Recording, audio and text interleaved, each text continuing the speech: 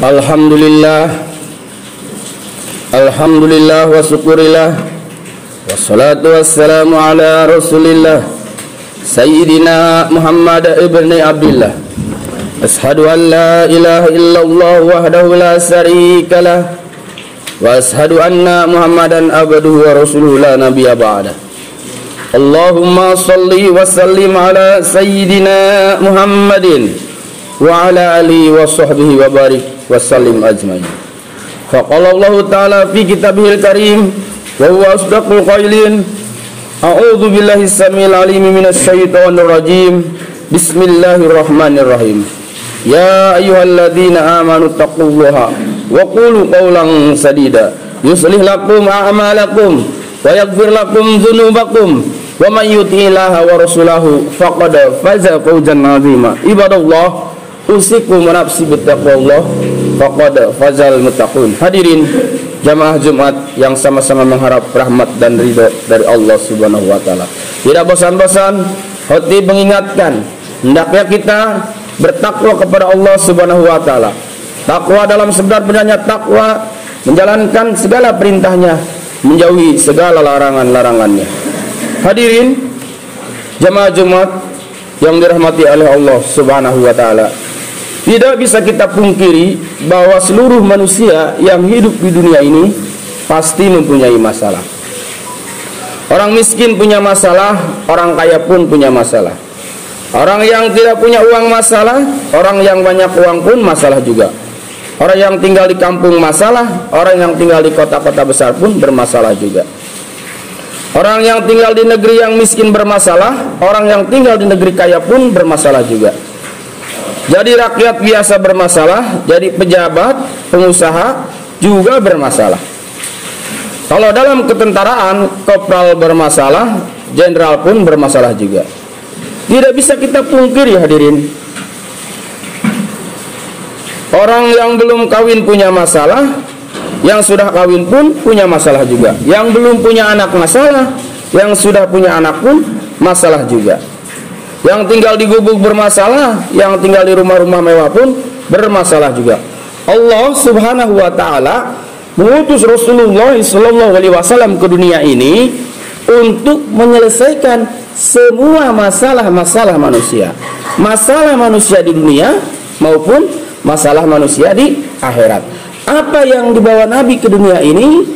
Beliau tidak membawa kekuasaan, tidak membawa harta kekayaan, tidak membawa jabatan, tapi yang dibawa Nabi adalah agama. Jadi agama ini diturunkan oleh Allah Subhanahu wa taala untuk menyelesaikan masalah-masalah manusia.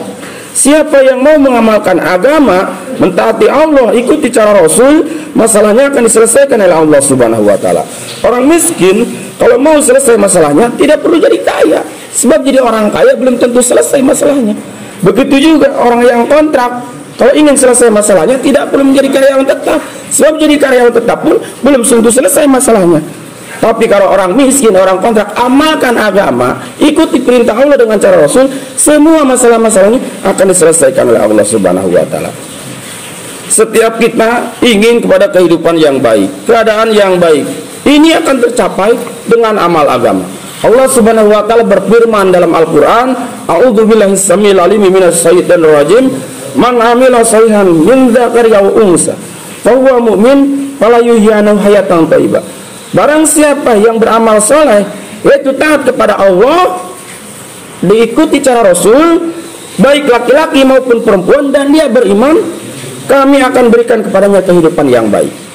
Kehidupan yang baik akan datang kepada kita bukan dengan harta, bukan dengan kekayaan, bukan dengan kemewahan, tapi dengan agama. Kalau kita amalkan agama dalam kehidupan kita ini, semua masalah kita diselesaikan oleh Allah Subhanahu wa taala. Begitu juga kehidupan kita bermasyarakat, bernegara. Kalau ingin masalah-masalah selesai dari masalah masyarakat, dari masalah kenegaraan dan sebagainya, itu agama juga. Allah Subhanahu wa taala berfirman dalam Al-Qur'an, "Walau anna ahlal qura amanu wattaqau la fatahna 'alaihim barakatim minas samai wal ardh." Jikalau sekiranya penduduk negeri-negeri tersebut beriman dan bertakwa kepada Allah, pastilah aku akan limpahkan kepada mereka keberkahan dari dunia, dari langit maupun dari bumi. kemakmuran, kesejahteraan, keamanan akan tercipta dengan agama, dengan taat kepada Allah Subhanahu wa taala. Maka Rasulullah SAW berjuang mati-matian memahamkan kepada umat betapa penting agama ini, betapa penting agama ini untuk menyelesaikan masalah.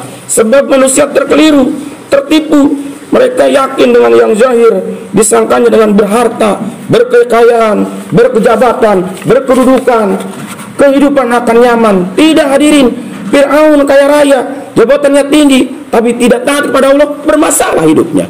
Qarun kaya raya, orang terkaya pada waktu itu, tidak taat kepada Allah, bermasalah hidupnya. Namrud juga raja dunia, dia tidak taat kepada Allah, bermasalah kehidupannya hadirin.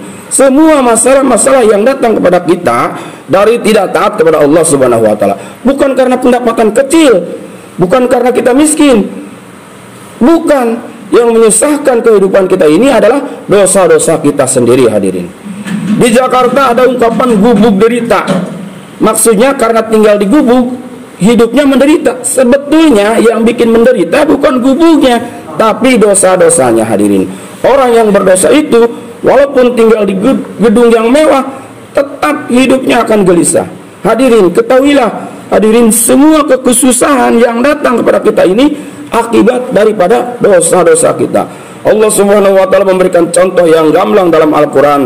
Nabi Ibrahim alaihissalam dapat cobaan karena hukum bakar oleh Raja Namrud, dimasukkan ke dalam api selama kurang lebih 40 hari 40 malam. Tapi karena Nabi Ibrahim alaihissalam orang yang taat kepada Allah Subhanahu wa taala, orang yang mengamalkan agama, di dalam api dibahagiakan oleh Allah Subhanahu wa taala. Sejuk, nyaman, sejahtera, dapat makan, dapat minum.